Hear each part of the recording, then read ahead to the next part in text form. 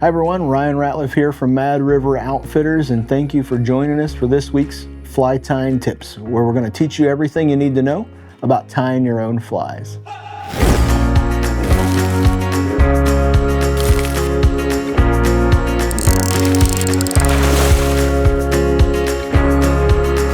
Welcome back to Fly Tying Tips. My name's Ryan Ratliff. Make sure you join us every Wednesday at 3 p.m. Eastern Time, where we're going to come out with a new video that will help you with some of the challenges in tying your own flies.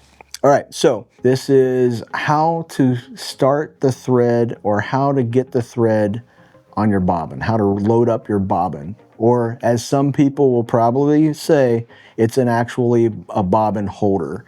So we have the loon bobbin here. This one's really big size. I have this one just to kind of show you that not all bobbins are created equal. So this one is different than your stereotypical bobbin. When you have different types of bobbins, you might need a little bit different type of tools to get it started. So during classes, this is always a challenge when you're starting out.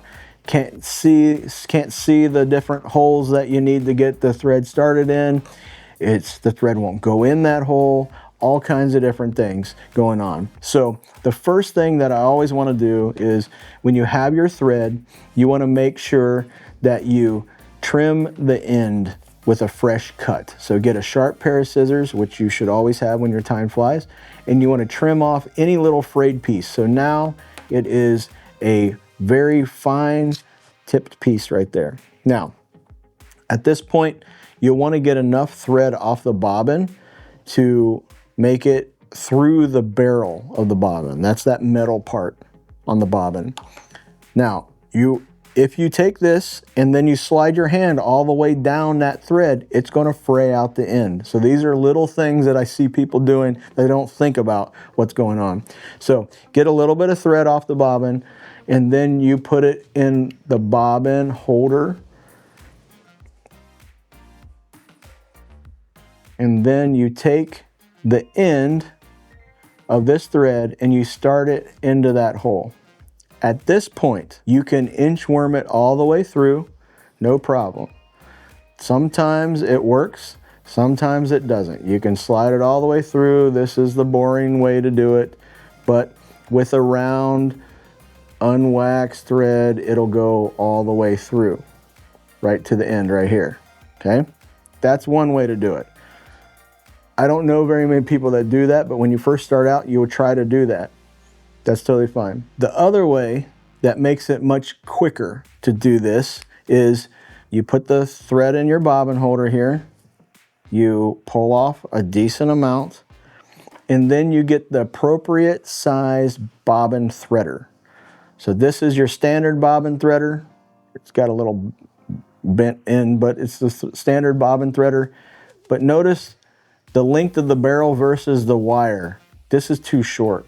So if you are using loon bobbins, you need to make sure you get this super long loon bobbin threader. The way you use the bobbin threader is you stick it right into the end, go all the way down to where it's touching the spool. Usually you set this on the table. I'm just holding it up so you can see it. You grab the end of your thread. There is a little wire loop in there. You put the thread through that wire loop and pull plenty of thread through there. Once you have it through, then you slowly pull the bobbin threader back out and it threads it. That's the easiest way to do it. Get the appropriate size bobbin threader for your bobbin.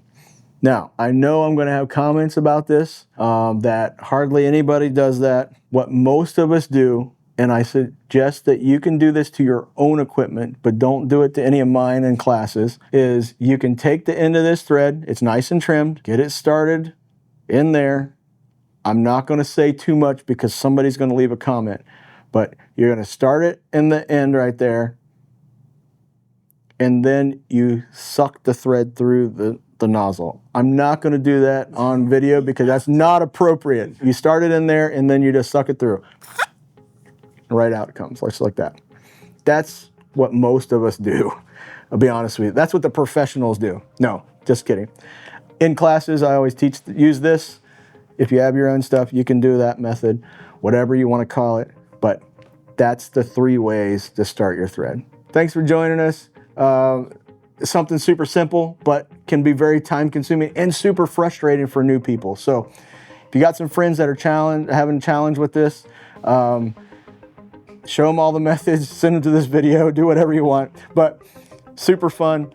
Always have fun with this stuff. Thanks for joining us. Leave a comment, do all that stuff. Hit the like button. See you later. We have some friends that are challenged.